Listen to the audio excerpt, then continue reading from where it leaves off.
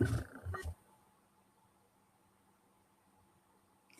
everybody, and welcome to Bible Study That Doesn't Suck. There might be a few others joining me, but I am sleepy because this morning I was at Project Homeless Connect handing out surveys starting at 5 in the morning to try to do some good here in San Francisco. By the way, I'm Pastor Megan. I am the pastor here at Grace Lutheran, www.gracesf.com, and a part of this Bible study that doesn't suck as often as we can, almost every week, usually coming on Wednesday mornings, but we rescheduled for me. So we'll see if anyone else jumps in here. If they don't, you're stuck with me. Or not. You choose. Just saying. First reading for this upcoming Sunday is from Esther. If you are not familiar with the story of Esther, there's really fun VeggieTales, which is a cartoon about a talking cucumber that can explain the whole story of Esther to you. I believe that it is one of the only books of the Bible that doesn't actually mention God in the story, but it does offer a chapter in the Jewish history book, which is in part what the first half of the sacred texts are. The part that is in Hebrew is in part a history book, or history from the perspective of the Israelites, the chosen people of God, and the way that they see the world being created, the way they see their special relationship with God, and the way that they encourage others to learn from their mistakes, to learn from what they've done right, and to just, be present with God and to keep learning. So part of what happens in the story of Esther is Esther gets married to the king. So kind of a rags to riches. I ain't saying she's a gold digger, but she's a queen. She becomes a queen. That's all I'm saying. we don't know the circumstances about the trueness of love. The story that Esther is a part of in the Jewish rituals is called Purim. I'll put a link down here, and then you can look up what Purim is if you have not heard of it before. It's an interesting holiday with fun pastries that are yummy to eat. It is not Purim today, though. It is, I think it's Rosh Hashanah. No, it's Yom Kippur. It's Yom Kippur today. Sorry, did I mention that I got up at 4 o'clock this morning to survey homeless people? I got up really early. So I might be a little out of it more than normal. So it's Yom Kippur. Yom Kippur is the Day of Atonement, a time when some people fast and some people have confession and some people find their one day of community reconnecting with God in Jewish traditions. And Pastor Amanda's about to pop on, and she is much better at speaking about Yom Kippur than I am. I just made that up. Yom Kippur. Isn't it Yom Kippur today, right? Happy New Year. I believe that I have seen that. I can't hear Pastor Amanda. That's a bad sign for everything in the world. I bet other people can hear Pastor Amanda. You go ahead and talk, Pastor Amanda. Can you hear me? You don't know if you can hear me? You're not hearing me? I can't hear you, but I can read your lips. Can you say, do you know anything about Yom Kippur? Do you want to talk about it?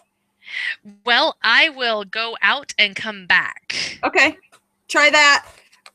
We'll see what happens. Maybe we'll get her back up. I'm imagining the problem is me. The problem is usually me. And usually I have to log off and come back on. So we'll see what happens when Pastor Amanda comes back. The story of Esther is very interesting. What's really fun about it is it's one of few texts that centers on a woman, sister woman who gets to talk about cool stuff. Esther is very awesome and ends up being a very powerful person. The story that is happening here is one that will be echoed in the Greek scriptures. The Gospel of Mark in particular will have an echo of the story, not this Sunday, but another day. And it's a story where a king who's in power loves someone that's a part of their family so much that they want to give them presents. And typically the present, unfortunately, that is asked for in biblical stories is off with his head, right? And so in this story, the person who gets off with their head is someone who is an enemy to Jewish people, to the Israelites. And it's like, yay, Ruth has married up. I ain't saying she's a gold digger, but she married up, right?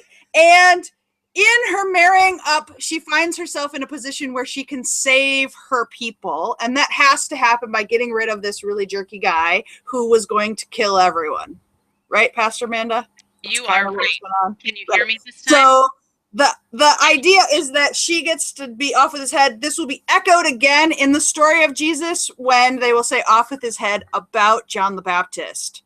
Wah, wah, except that we like him. We're rooting for him. That does not go well. Do you want to say anything about Esther while I try to fix the ability to hear you, Pastor Amanda? Sure. I would love to. Can you hear me? Hold on one second. You keep talking. I'll be right back. Okay, so hopefully you can hear me out there in Bible Study That Doesn't Suck land. The story of Esther is a really interesting story, and I actually will recommend that people look at the VeggieTales version of this if you are new to the faith and you are learning about it. If you're not familiar with VeggieTales, their early work prior to being bought out by Lyric is a really great resource of information and Bible stories, and their video that they did on Esther is fairly true to scripture and gives you an opportunity to learn now. Admittedly, this is a cleaned up version for children, so it's one of those situations where you may not get all of the violence that comes from the story of Esther in the VeggieTale version, but you will get the general events that occur through the story. So you learn who Mordecai is, where everybody could go and really, really hate him. And it is Mordecai, isn't it? Did I just get that right? Hamantashen. That's not really his name. I just like to call him that. No, wait. Which one is the Esther's uncle? Mordecai. That's Mordecai. He's the good guy.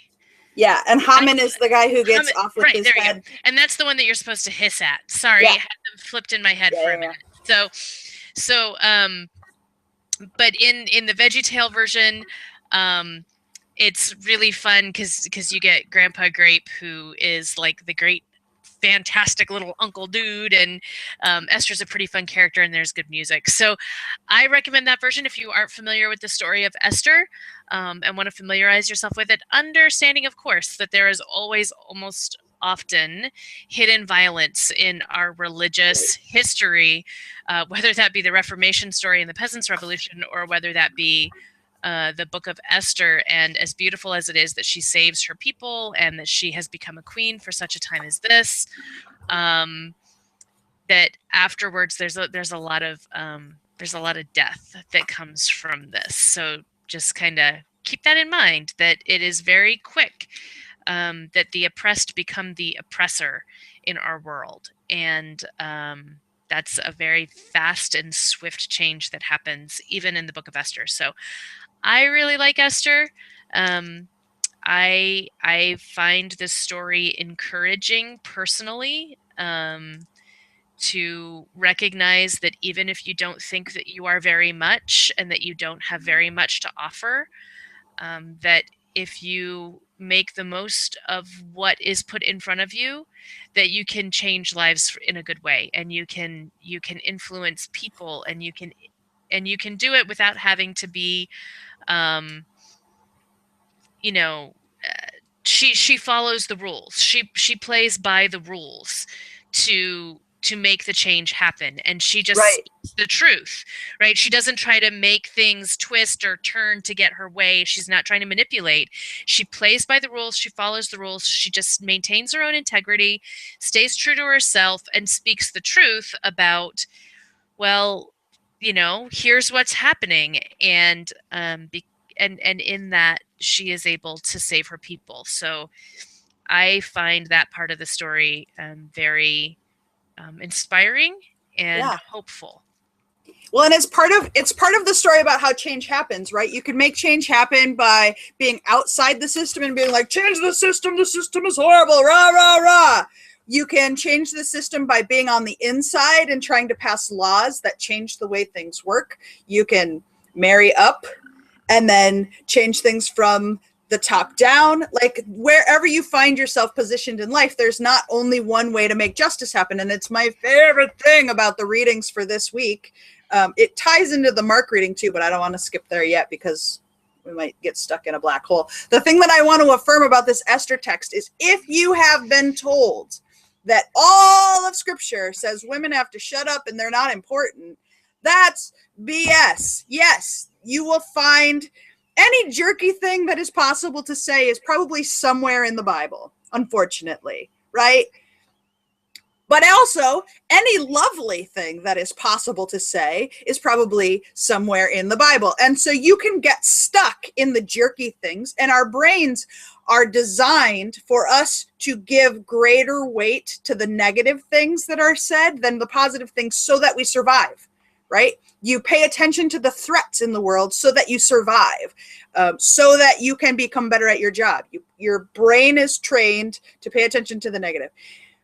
That doesn't mean that the positive doesn't exist there too. And so if people say there was never women in the Bible, there's a whole book called Esther.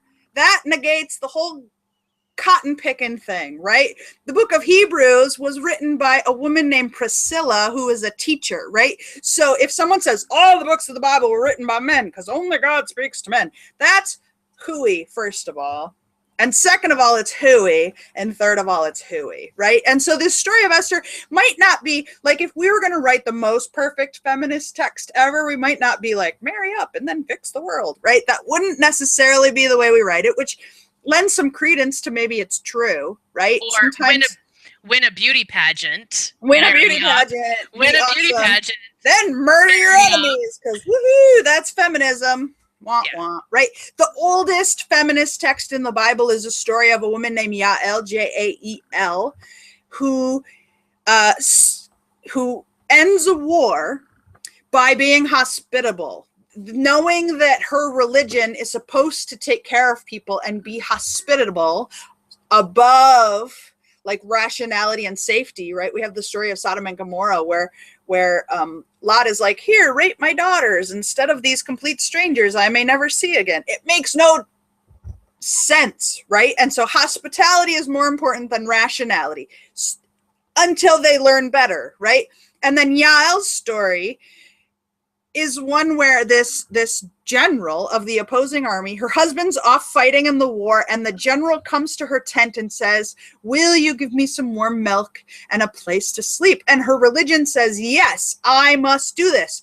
But she doesn't do it as a passive aggressive, I'm just going to lay here and take it kind of person. She's being taken advantage of by the other person who knows that her faith is supposed to make her do that. And so while he's sleeping, she drives a tent peg through his head and the blood runs into the ground, right?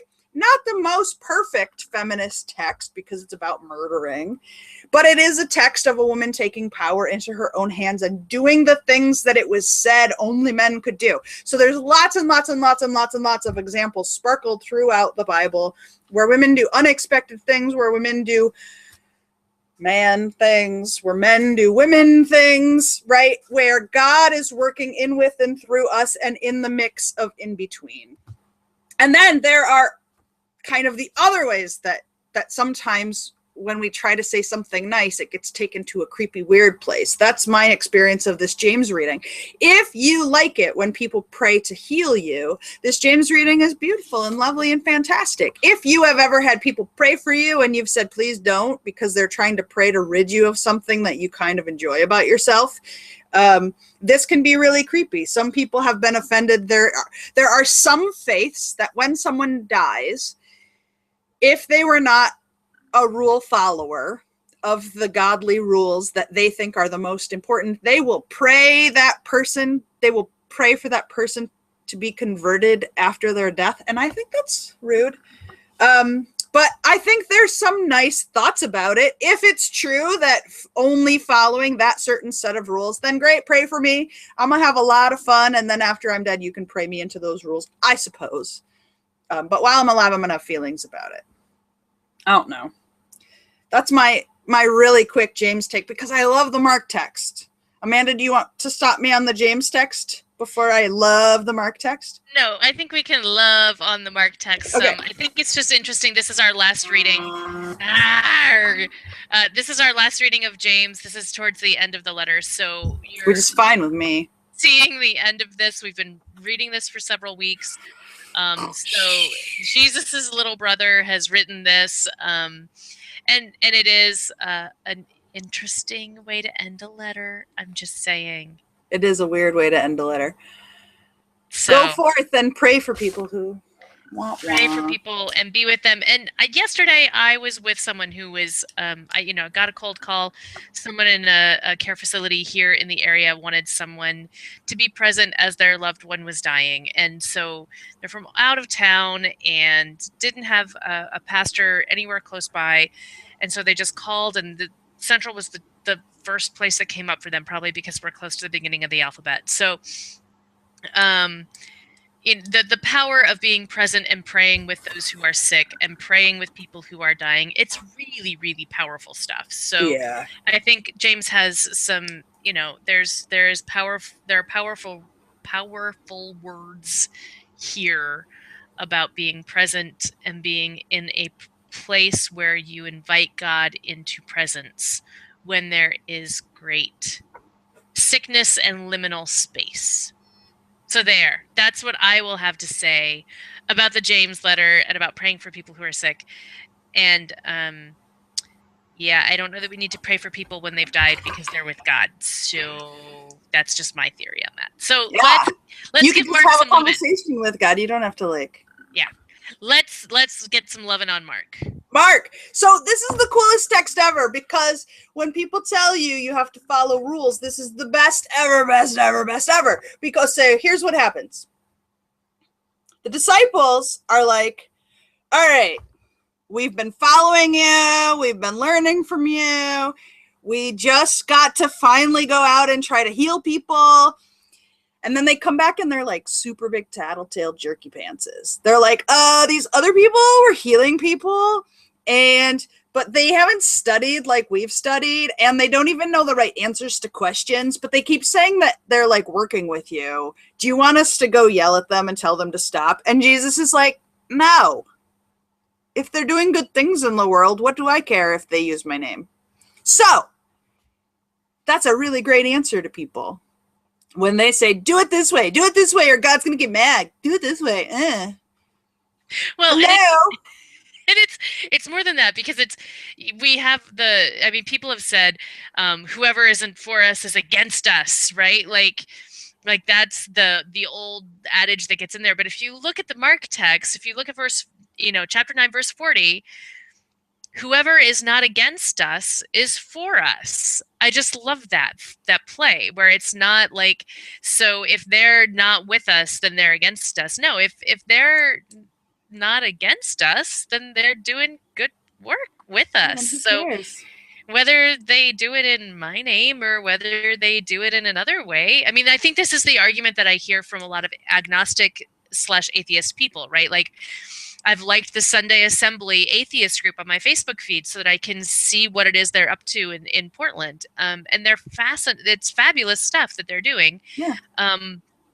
And it's this argument of, I don't have to be Christian to be a moral person. I don't have to follow your rule book in order to do good things in the world. In fact, I can probably do better things in the world because I don't follow your book of stuff that people have been so mean about, right? Like, that's the kind of stuff that I've heard from my atheist and agnostic friends and I agree with my them. Community, right? And that's what this Mark passage is saying. Like, just because they don't say people don't say, I'm doing this in the name of Jesus Christ, doesn't mean they aren't feeding the hungry and housing the poor and bringing about God's kingdom in the world. And so if you see people doing that, just because they're doing it in a way that's different than you, you don't get to go tell them to knock it off because they're not doing it right.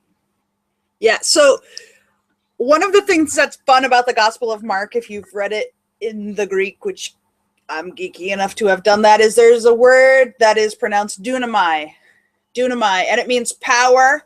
And if you don't have to remember that it's dunamai or even know how to spell it, just remember it as Duracell. Okay? Because in the Gospel of Mark, Jesus runs out of his Duracell battery, right? He runs out of his power as the story goes on. And the way that we know that is because there's a healing story of Jesus who tries to heal a blind person. And the way he does that is by spitting in the dirt and making a mud pie and putting it on their eyeballs. And Jesus stops being able to heal people. He has to give it 2 or 3 tries in order to heal someone.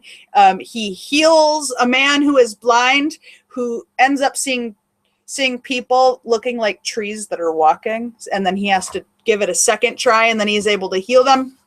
So this is the point. This is the moment where Jesus has run out of his Duracell battery, and the disciples have run out of their Duracell battery. See, they come back and they say, "We're not allowed, Rabbi. We're not able to heal anyone anymore. But we found these other people who are healing people, but they don't know your teachings." And Jesus, it's possible, according to what's going on, if you read Mark from the beginning of the story, might be saying, "Dude, your Duracell battery's out. My Duracell battery is out. Anyone who still has their Duracell battery to be able to heal people in the world, get out of their damn way and let them do it," right? Because this is a story. Mark is written not in a way to be like, "And then this happened, and I know because it happened at 5:14 and I read it in my journal." Like, it's not about giving you every historical moment that happened. Mark's real desire is that at the end of the story you go, "Well, golly, I better get something done. If I don't do it, no one will," right? And so Jesus is running out of power, says nothing about him not being the Son of God. It's not about him not being the Messiah. It's about, at the end of the story, you need to know that if you don't use your Duracell battery, there's going to be no Duracell battery to be done in the world. And here Mark is taking away your excuse, which is, "I don't know enough. I'm not smart enough. I can't pray the right way. I don't know." Right? So Mark is taking away your excuse, and he's saying, Jesus isn't here to do it. You need to do it. God has no hands but yours. God has no feet but yours. When I was in college, there were people who used this Mark text, this section from 42 to 48, the jerky bitchy part. I know I said that word. And they wrote, after Matthew Shepard's death, about gay people, that anyone who makes a little one to stumble, a millstone should be put around their neck and they should be thrown into the deepest sea. Now, this is a gigantic stone. You would not survive. You would drown. They use this verse in the exact opposite way of what Jesus was talking about. Jesus is talking about, if you cause someone to stumble who is vulnerable, if you make a homeless person's life harder, you're a jerk. If you make someone who is a minority and is experiencing discrimination, if you say, well, they deserve it, you're a jerk. Anyone who is making the life more difficult for people who are vulnerable, whether they're widows, whether they're children, whether they're slaves, you can make whatever list of who is the most vulnerable. We triage these lists all the time. If you cause these people to have a more difficult time in the world, you're a jerk and you should stop it. So what Jesus wants us to do is not tattletale on people who are trying to get good stuff done. Jesus wants us to get good stuff done and to not be jerks who make life harder for people whose life is hard enough already. That's what this text is about. And the bonus is verse 49 and 50, the most genius, stupidest verse in the Bible. I'm serious, because in the Greek, it makes no sense. It does not have enough. Like, if I was writing a sentence the way this sentence was in the Greek, it would be like I said, salt is salty, so there, right? Because there wouldn't be enough verbs. There wouldn't be enough gerunds. Like, it is not a sentence that makes sense. And it's, I think, partly trying to show us how exhausted Jesus is, and partly is trying to get across this point that maybe Jesus hasn't thought through all the way. There's a genius idea in it, but his Duracell battery has run out, and maybe he doesn't say it the most perfect way. The idea is that if you don't have salt, you can't survive in a desert place. The idea is that there's something spicy in all of our lives that makes us special and important, right? In the Greek, though, it's just like salt is salt, and except for when it's not salt, and salt is good. Like, it doesn't make any sense in the Greek. But this is pretty the way they wrote it in. They're trying to help Jesus out a lot by making it pretty. So I love these three things together. Number one, stop making people follow the rules. Number two, stop being a jerk to people who are tired. And number four, salt or something amazing. The blah, blah, blah. Salt's good. Yum, I like salt. It's kind of how it comes out. It's like when you want coffee, but you're not awake enough yet to articulate it. It's kind of what Jesus did. So I think it's perfect. Maybe some dehydration going on there and needing some salt to rehydrate. Salt would be yummy right now. Potato chips. Yeah. This is not Jesus has the munchies. That's not what is going on here. I'll be right out, Pam. I just think it's a fantastic section of the Gospel of Mark. And then so you get to know after this, right? Because there's only 16 chapters in the Gospel of Mark, and the 16th chapter is only 6 verses long. So right after this is like, and now I'm going to die because I'm exhausted, right? And when Jesus dies in the Gospel of Mark, it's like, and then he was dead. And then we poked him because we were like, really? He's dead already? Like, he's so exhausted leading up to it that it doesn't take as long. Everything happens immediately in the Gospel. So fast. Everything's happening. Quick. Yeah. We're burning out this battery. We only have so long to go. If your foot is bad, cut it off. If your eye is bad, cut it off. Just keep going. Walk it off. It's great. I love this Mark text. It's fun. How do you really feel about this text, Megan? I've been up since 4 a.m. and I'm sleepy, and so I'm like, hey, how are you? Oh yeah. Would you like some salt? Salt is salty. That's how I feel about it. VeggieTales. Watch the VeggieTales. It'll be really good. That's yeah, so we'll put a link down here to the VeggieTales Esther film so that you can find that and watch that. It's a good film. And there's some interesting stuff going on with the other Old Testament that can kind of link into this as well, with the whole, if other people are doing things and it works, why are you shutting them up? Yeah. Because Moses is exhausted and Moses is tired and is like, I am done with these people. I'm so tired of these people. And so God takes 70 people and makes them do some things. And then people are like, why are they doing things? They shouldn't be doing things. Someone's trying to do something. Why can't we share this? Why does this have to just be with certain people? Which I don't know that there's ever been a pastor anywhere at any time who has ever felt like, really, why do you need me to be doing this? You're very, very competent and able. But perhaps is that like a thing that pastors feel sometimes? I don't know. Is that a thing that pastors feel sometimes? I don't know. I mean, it's just maybe a thought that God has given all of us abilities to do things with the gifts and skills that we have in the places and the times in which we are placed in order to do the things that we're called to do to change the world, to bring the kingdom. Just saying, perhaps there's something like that going on. Said only a pastor whose Duracell battery was like...